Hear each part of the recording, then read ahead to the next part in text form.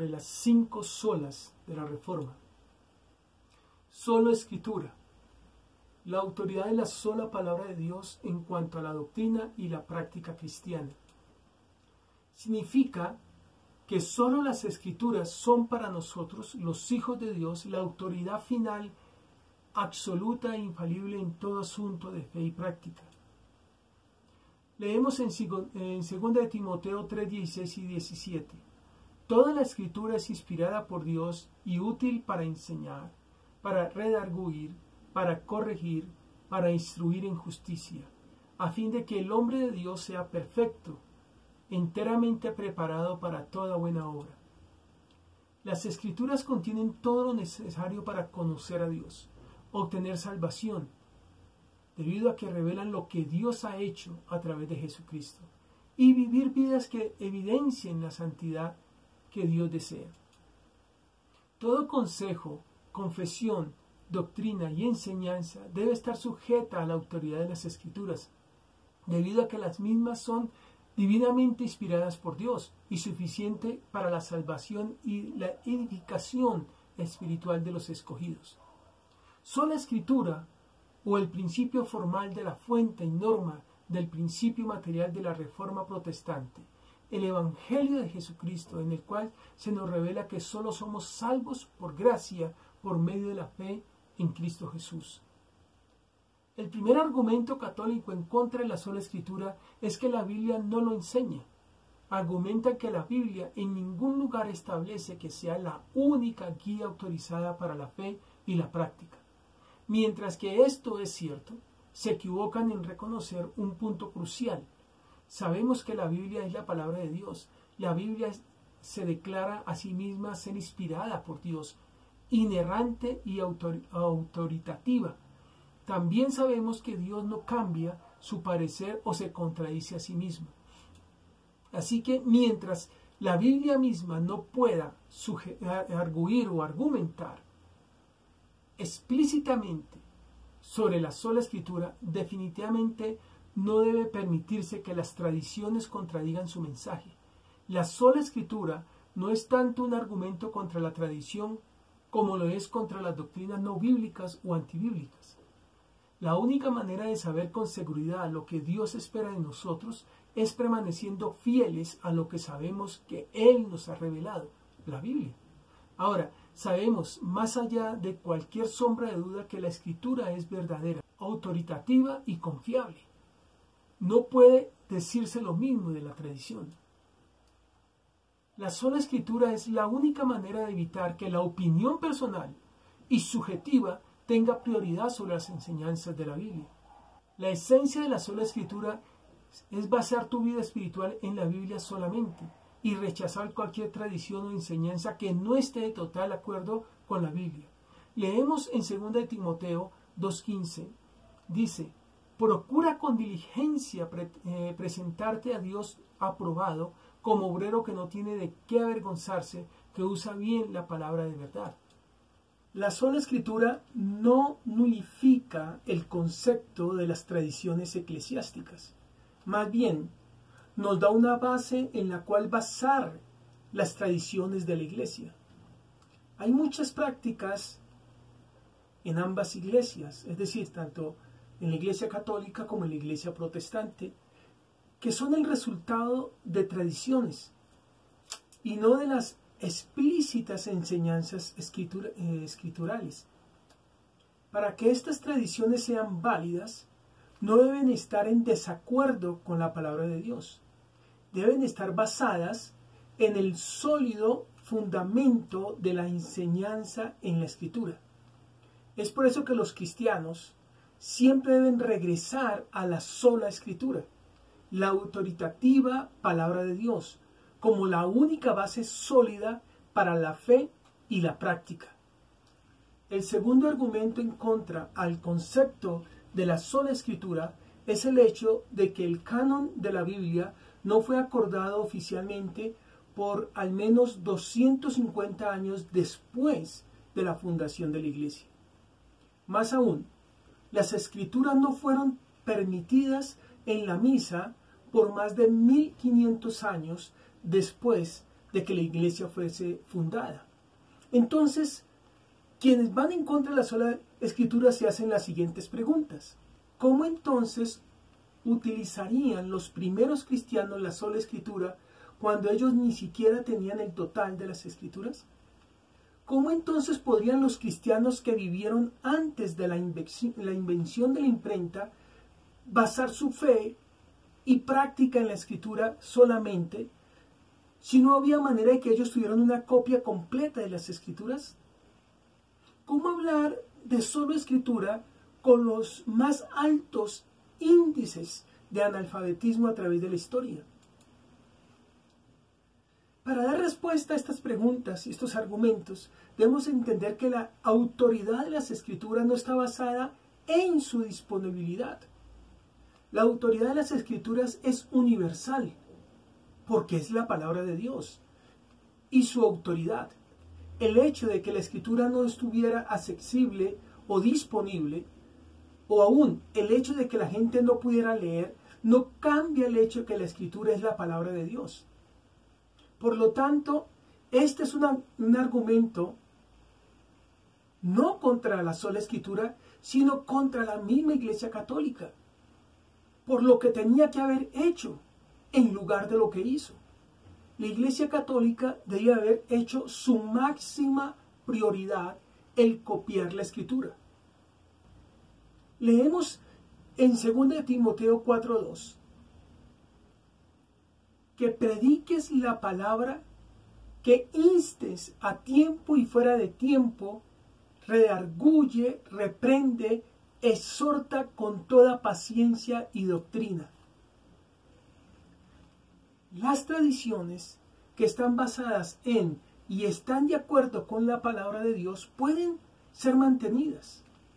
La sola escritura nos lleva de regreso a lo que Dios nos ha revelado en su palabra y finalmente nos señala nuevamente al Dios que siempre habla la verdad, nunca se contradice a sí mismo y siempre ha comprobado solo gratia. La salvación por la pura gracia de Dios, sin necesidad de ninguna obra humana.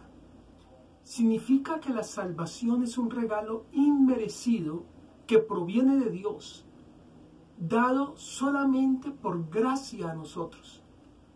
La Biblia nos dice en Efesios capítulo 2, versos 8 y 9, porque por gracia sois salvos, por medio de la fe, y esto no de vosotros, pues es don de Dios, no por obras, para que nadie se gloríe.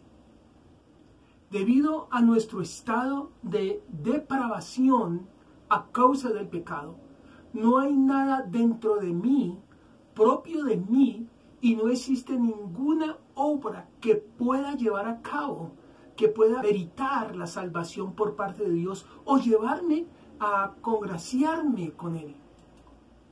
Debido a que el hombre pecador es incapaz de salvarse a sí mismo, entonces la salvación depende solo de la gracia de Dios. Desafortunadamente, para la mayoría o la mayor parte de creyentes modernos, la salvación es un tipo de cooperación entre Dios y el hombre. Pues piensan, creen o les han enseñado que para poder recibir la gracia de Dios, ellos tienen que primeramente dar el paso y abrir la puerta de su corazón para que Dios pueda entrar. Esto es reflejo de la tendencia natural del hombre a querer tomar para sí, aunque sea un poco del crédito de su salvación. Pero la palabra de Dios nos dice que la gracia de Dios nos es dada por la libre voluntad de Dios y no en respuesta a ninguna de nuestras acciones. Lutero dijo, si la gracia depende de nuestra cooperación, ya no es gracia. Por lo tanto, solo por gracia establece que toda la salvación es por gracia desde el principio hasta el fin. Es inmerecida.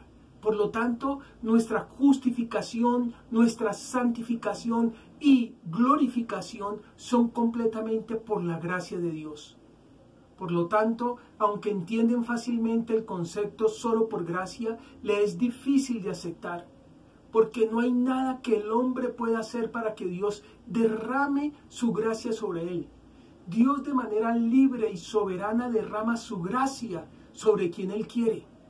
Esto lo dice la Biblia en Romanos 9:16. Así que no depende del que quiere ni del que corre, sino de Dios que tiene misericordia.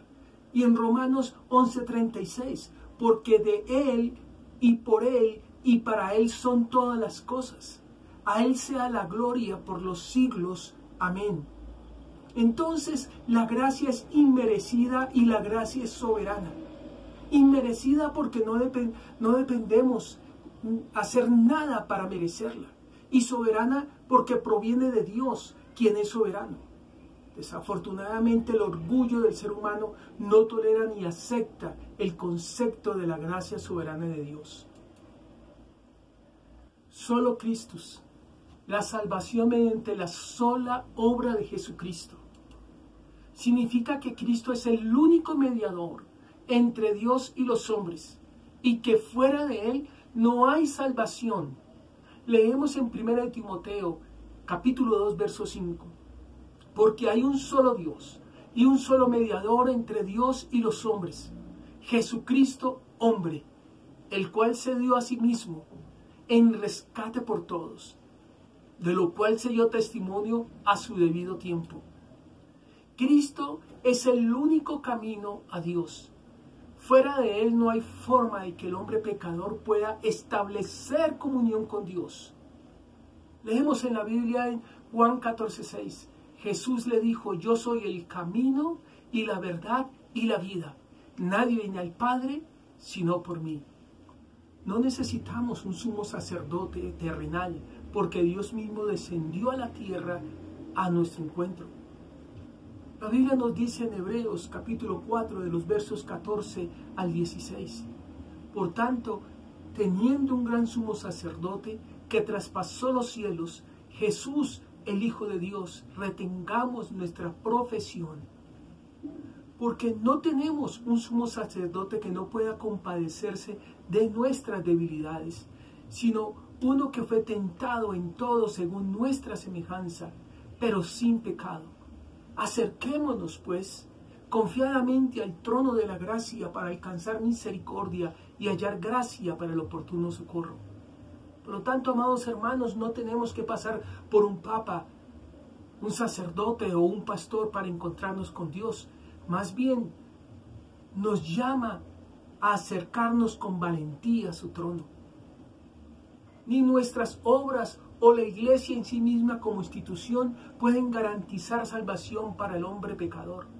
Solo la obra de redención proporcionada por la obediencia, muerte y resurrección de Jesucristo garantiza la misma en la vida del creyente. Solamente en Cristo es que encontramos propiciación, expiación y perdón por nuestros pecados, y no en alguna práctica espiritual o sacramento de la iglesia. Si tratamos de obtener nuestra salvación a través de las obras, aunque sea un poco, amados hermanos, tenemos que obtenerla por completo de esta manera. No podemos tratar parcialmente de cumplir la ley y confiar parcialmente en Cristo para la salvación. Esto fue lo que el apóstol Pablo nos enseña en Gálatas capítulo 2, verso 21. No desecho la gracia de Dios. Si la justicia se obtuviera mediante la ley, Cristo habría muerto en vano. Amados hermanos, en otras palabras, Cristo es todo o nada. Entonces, solo Cristo es el principio de que somos salvos solo por el sacrificio de Cristo en la cruz. Somos salvos solo por Jesucristo, no por las obras ni nada ni nadie más. La Iglesia Católica Romana también cree que somos salvos por la muerte de Cristo en la cruz, excepto que se suman elementos al sacrificio de Cristo. Creen que María participó en el dolor del sacrificio de Cristo, que el Papa media entre el hombre y Dios, y que nuestras buenas obras como participar en los sacramentos de la Iglesia son necesarias para recibir la gracia de Dios. El apóstol Pablo deja claro y explícito que el único hombre, Cristo Jesús, murió para que podamos tener justificación, vida y justicia. Eso lo vemos claramente en Romanos capítulo 5, del verso 17 al 19. Pues si por la transgresión de un solo hombre reinó la muerte, con mayor razón los que reciben en abundancia la gracia y el don de la justicia reinarán en vida por medio de un solo hombre, Jesucristo. Por tanto, así como una sola transgresión causó la condenación de todos, también un solo acto de justicia produjo la justificación que da vida a todos. El autor de Hebreos, por inspiración divina, dejó claro que la obra de Cristo fue una sola vez y para siempre, y su sangre nos aseguró una redención eterna, como se lee en Hebreos capítulo 9, verso 12. No por sangre de machos cabríos ni de becerros, sino por su propia sangre entró una vez y para siempre en el lugar santísimo, habiendo obtenido eterna redención. Eterno, y una sola vez y para siempre. Claramente no da cabida a ningún ser creado ni a ningún ser humano para sumarse a la obra de Cristo, solo Cristo. Amados hermanos, podemos reconfortarnos en gran manera con el principio de solo Cristo. Es solo Cristo quien aseguró nuestra salvación y no tenemos que ganarla o a través de nuestras buenas obras. Solo Cristo quien escucha nuestras oraciones y conoce nuestros corazones completamente. Y es solo Cristo quien nos ama incondicionalmente, mientras conoce nuestros corazones completamente. Solo fide, la salvación mediante la sola fe, la cual nos hace justos sin tener que cumplir ninguna ley divina. Solo fide significa que solo somos declarados justos ante Dios por medio de la fe en Cristo Jesús, sin alguna mezcla o necesidad de nuestras obras. Debido a que nuestras obras están cubiertas por el pecado que mora en nosotros, son incapaces de poder ganar algún tipo de favor o congraciarnos con Dios. A causa de esto, amados hermanos, el ser humano es incapaz de hacer algo para poder alcanzar algún tipo de mérito que nos permita ganar la salvación de nuestras almas. Sin embargo, las Escrituras nos muestran que el justo por la fe vivirá. Leemos en Habacuc 2:4. He aquí que aquel cuya alma no es recta se enorgullece, mas el justo por la fe vivirá. Y en Romanos 1:17. Porque en el Evangelio la justicia de Dios se revela por fe y para fe, como está escrito, mas el justo por la fe vivirá. En Gálatas 3:11 dice, y que por la ley ninguno se justifica para con Dios. Es evidente porque el justo por la fe vivirá. Y nuevamente en Hebreos capítulo 10, verso 38, mas el justo vivirá por fe. Y si retrocediere, no agradará mi alma. Solo por fe en Cristo el hombre puede ser declarado justo delante de Dios. Lo dice claramente Romanos 3:28. Concluimos pues que el hombre es justificado por fe sin las obras de la ley. Romanos 5:1. Justificados por la fe tenemos paz para con Dios por medio de nuestro Señor Jesucristo. Gálatas 2:16. Sabiendo que el hombre no es justificado por las obras de la ley, sino por la fe de Jesucristo. Nosotros también hemos creído en Jesucristo para ser justificados por la fe de Cristo y no por las obras de la ley, por cuanto por las obras de la ley nadie será justificado. Y 2 Corintios 5:21 nos dice, al que no conoció pecado, por nosotros lo hizo pecado, para que nosotros fuésemos hechos justicia de Dios en él. La razón de esto es que Cristo cumplió lo que la deuda de mi pecado demandaba de mi persona en su perfecta obediencia y muerte en la cruz. Por lo cual, al poner mi fe en Él, Dios cuenta el mérito de la obra de Cristo a mi favor y me declara justo debido a mi unión con Él.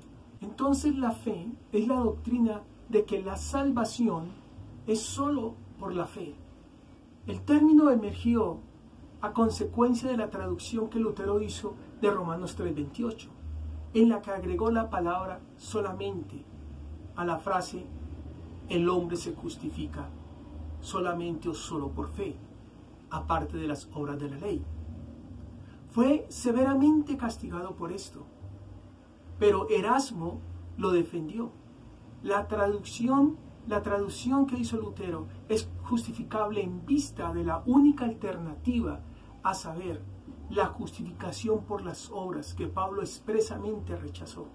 El Concilio de Trento, que se llevó a cabo desde el año 1545 al año 1563, se opuso vigorosamente a la traducción de Lutero y todo lo que ello implicaba, declarando: si alguno dijera que la justificación por la fe no es más que confianza en la misericordia divina, que por obra de Cristo remite los pecados, o que esta sola confianza es aquello por lo que se nos justifica, sea anatema. Podemos ver que esta declaración es totalmente contraria a la palabra. Y lo que Lutero declaró es cierto. Implícito en la sola fe está la doctrina del monergismo divino, según la cual la salvación del hombre depende totalmente de la actividad de Dios y no está en modo alguno condicionada por la acción del hombre. La opción de éste por el pecado lo ha hecho incapaz de acción espiritual. Está espiritualmente muerto. Como no sea rescatado por una fuente externa a él, perecerá eternamente en ese estado.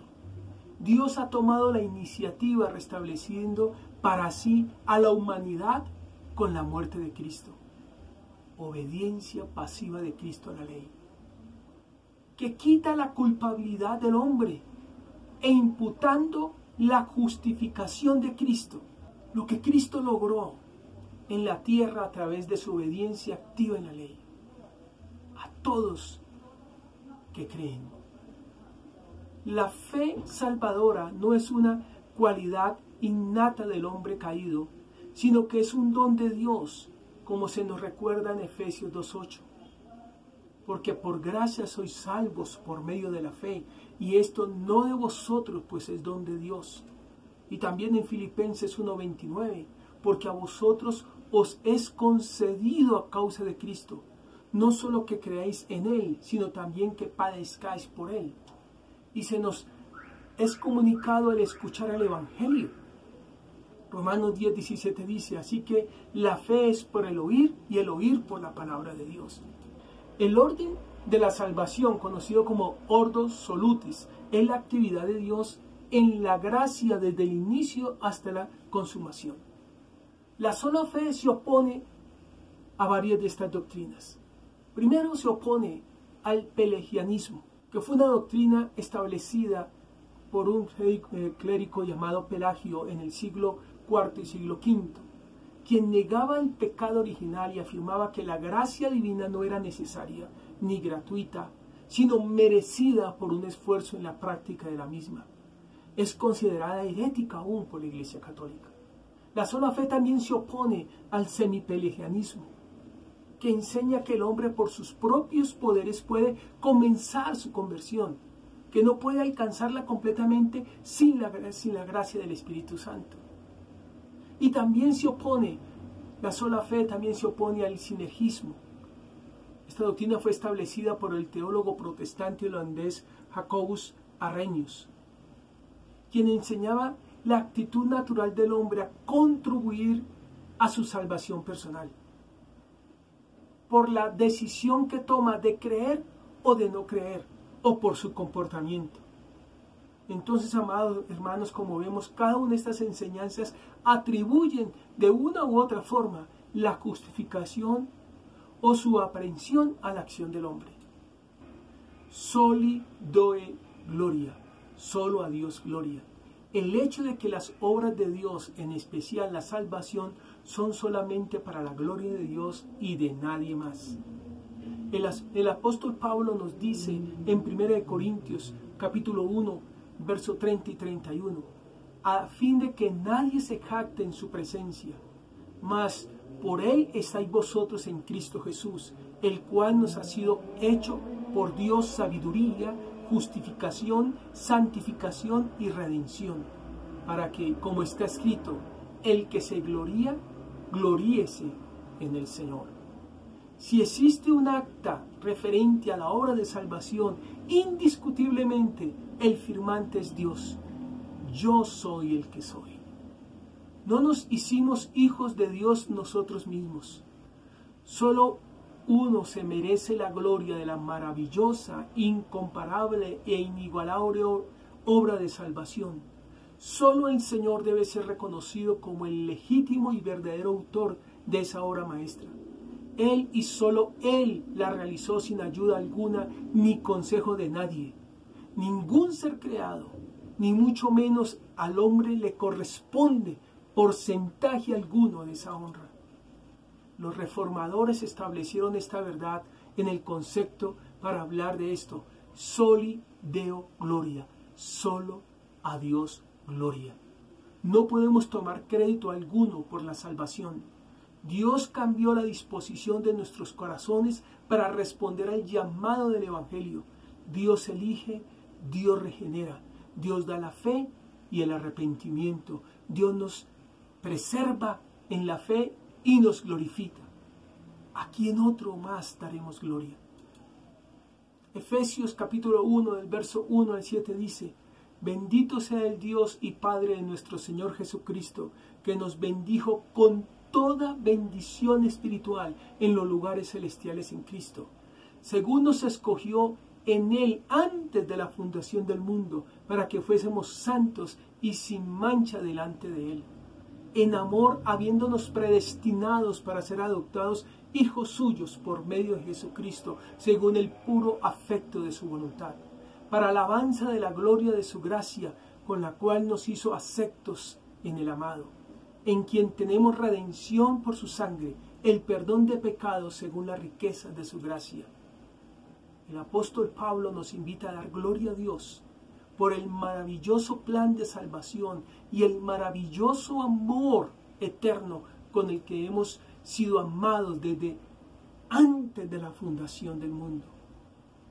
Gloria a Dios por la elección y la predestinación de la que hemos sido objetos. Gloria solo a Dios por haber sido adoptados por Él y haber sido hechos sus hijos sin merecerlo. ¿A quién más hemos de rendir tributo y honra?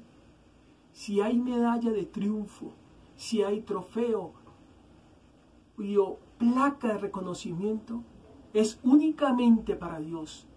Toda acción de gracia es para el Señor. Leemos en el verso 7 que en Él tenemos redención mediante su sangre, el perdón de nuestros pecados según la riqueza de su gracia. Todo lo realizado por el Padre fue hecho en base al mérito del Hijo. Dios Hijo, Dios el Hijo. Por eso habla de que recibimos toda bendición en Cristo, que nos escogió en Cristo, porque el único libre de pecado y quien nunca cometió pecado se dispuso y tomó nuestro lugar en la cruz del Calvario y poner en nuestra cuenta su justicia. Nos imputó justicia con el único propósito de que seamos para alabanza de su gloria, como leemos en Efesios 1:12, a fin de que seamos para la alabanza de su gloria, nosotros los que primeramente esperamos en Cristo. Amados hermanos, por todo esto, solo a Dios gloria. También leemos en Efesios capítulo 1, del verso 13 y 14. En Él también vosotros, habiendo oído la palabra de verdad, el evangelio de nuestra salvación, y habiendo creído en Él, fuisteis sellados con el Espíritu Santo de la promesa, que es las arras de nuestra herencia, hasta la redención de la posesión adquirida por alabanza de su gloria. la tercera persona de la Trinidad, Dios, el Espíritu Santo, nos sella, nos da la marca que muestra y garantiza que somos posesión de Dios. El Espíritu hace la función de garantía de que recibiremos la herencia prometida. La plenitud de la salvación todavía es algo futuro, pero el Espíritu es el pago inicial que garantiza que la entrega de la heredad o la herencia será total. Él es quien nos hace renacer o nacer de nuevo. Él es quien obra en nosotros el convencimiento de pecado y nos da la gracia de arrepentimiento. Él es quien nos da la fe para que creamos en Jesús y depositemos nuestras almas en sus manos para salvación. Él es quien nos guía y nos santifica, quien nos persevera y nos glorifica con el único propósito de que nosotros demos solo gloria a Dios. Entonces, amados hermanos, el Padre planificó la salvación, proveyó esa salvación en la muerte de su Hijo y aplicó esa salvación por medio de su Espíritu. Todo se lo debemos a Dios. Soli Deo Gloria. Solo gloria a Dios.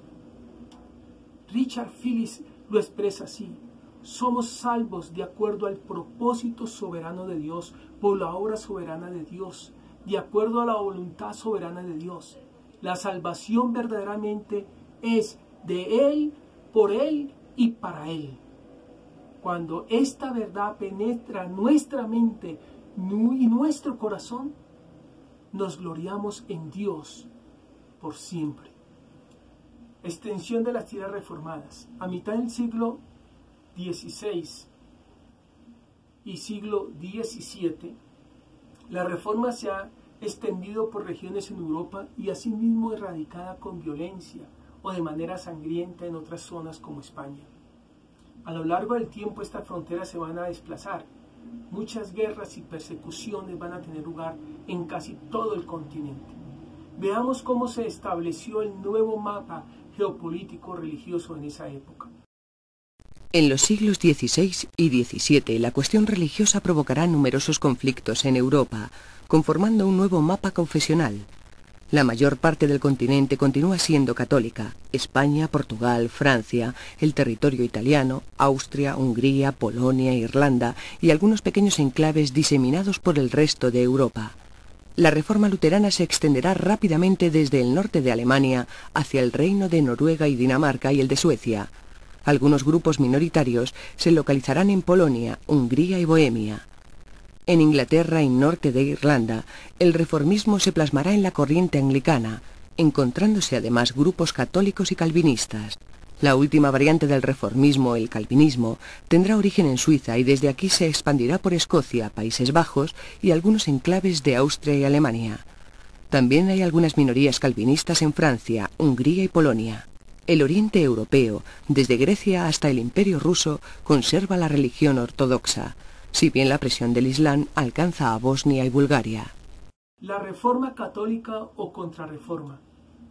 Se llama contrarreforma al movimiento de renovación que surgió dentro de la Iglesia Católica con motivo de las censuras que le habían formulado los protestantes. En vista de los duros ataques de Lutero y Calvino, la Iglesia Católica acordó reformarse a sí misma. Esto es, reorganizarse sin tener en cuenta las críticas de los reformistas, que para ella eran herejes. A esto se llama contrarreforma, porque fue un movimiento opuesto a la reforma protestante. Para realizar esta renovación se reunió el Concilio de Trento. El Concilio de Trento, dentro de la Iglesia Católica, se llama Concilio Ecuménico. A la reunión de los altos representantes del clero para tratar asuntos de suma importancia religiosa. Uno de estos concilios se reunió en Trento en 1545, convocado por el Papa Paulo III, para hacer frente a los reformistas o el movimiento de los protestantes. El concilio sesionó durante 18 años, es decir, se llevó a cabo desde el 1545 al 1563, con algunas interrupciones. Las conclusiones de este concilio fueron: Nadie podrá interpretar la Biblia libremente, pues solo la Iglesia es infalible para dar una interpretación justa. 2. Los 7 sacramentos deben ser respetados y cumplidos estrictamente, es decir, el bautismo, confirmación, Eucaristía, confesión o penitencia, unción de los enfermos, orden sacerdotal o sagrado y el matrimonio. 3. No podrá contraerse matrimonio sin el permiso eclesiástico y queda prohibido el casamiento de los clérigos. 4. El concilio reformó algunos ritos especiales del culto. 5. Para evitar traducciones antagonizadas, la Iglesia publicó la traducción de la Biblia llamada Vulgata Latina, por estar escrita en latín y ser obra de San Jerónimo. Y 6. Quedaron en todo su vigor el culto a los santos y la doctrina del purgatorio. Los instrumentos de la Contrarreforma. Para combatir la acción protestante en la Contrarreforma, el concilio tomó acuerdos enérgicos. Resolvió reprimir la herejía valiéndose de 3 instrumentos o medios: el Indes, el Tribunal de la Inquisición y la Compañía de Jesús. El Indes era el libro donde figuraba por orden alfabético todas las obras literarias y científicas que podían ser leídas por los católicos y también las que estaban prohibidos. Los castigos por la lectura de los libros censurados eran la prisión o el tormento. El impresor era tan responsable como el autor de la obra. El Papa Paulo IV estableció el Indes. El Tribunal de la Inquisición, llamado también el Tribunal del Santo Oficio, tenía por objeto juzgar a los acusados de herejía, imponiéndoles penas verdaderamente infames y crueles. La Inquisición hizo perecer a millares de personas en la hoguera, el tormento o la cárcel. Esta institución sangrienta fue una verdadera afrenta para la cultura y una vergüenza para sus creadores. La Compañía de Jesús. Esta orden religiosa tuvo una organización verdaderamente militar. Los estatutos redactados por su propio fundador, San Ignacio de Loyola, exigía que sus miembros tuvieran un espíritu de sacrificio y fueran rígidamente disciplinados. La obediencia al superior debe ser ciega. El jefe de la orden tenía el apelativo de general. Los jesuitas eran soldados de Cristo, por lo tanto formaban un ejército. En la Contrarreforma la Compañía propuso cumplir grandes fines. Primero, fundaron colegios con el fin de hacer propaganda a los principios del catolicismo, combatiendo arduamente las ideas protestantes. Segundo, instruir, en cuya razón el jesuita se dedicaron a la enseñanza secundaria en colegios muy bien organizados, por tanto se hicieron famosos por su disciplina y métodos. Y tercero, catequizar a los incrédulos por medio de misiones y expediciones a los lugares más lejanos. Los jesuitas por tal motivo se repartieron por todo el mundo. Entonces la Iglesia Católica se empeñó en reformar la vida y las costumbres eclesiásticas, pero sin cambiar nada de las doctrinas que habían causado la controversia, al tiempo que se enfatizaba la pureza de la vida personal. La intolerancia aumentaba hasta su extremo. Entonces podemos resumir varios ejes en esta reforma católica. Primero, poner en orden la vida del clero combatiendo la corrupción y el laxismo. Segundo, refutar a los protestantes mediante argumentos convincentes. Tercero, erradicar a los protestantes de tierras católicas por la violencia. Una consecuencia a largo plazo de esta reforma fue que la Iglesia Católica se volvió por siglos muy rígida y opuesta a los cambios, en especial muy opuesta a la ciencia.